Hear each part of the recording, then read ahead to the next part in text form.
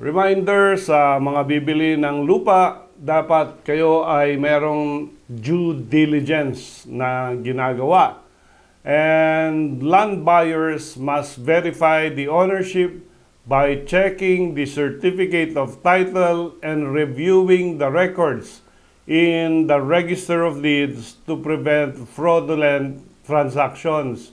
Hindi mo lang aasahan yung ahente o yung owner na property na mag-present ng dokumento at sabihin clean ang title ng binibenta nila. Kailangan gawin mo, pag ikaw ay isang buyer, dapat pumunta ka rin sa Register of Deeds or Assessor's Office para i-check kung totoo, kung talagang malinis ang mga titulo. And ito yung sinasabi nilang due diligence before purchasing land.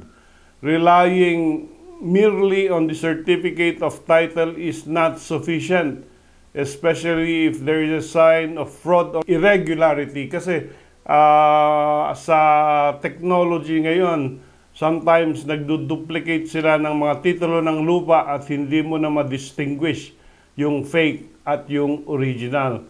So when you buy property, exercise due diligence and check before you pay.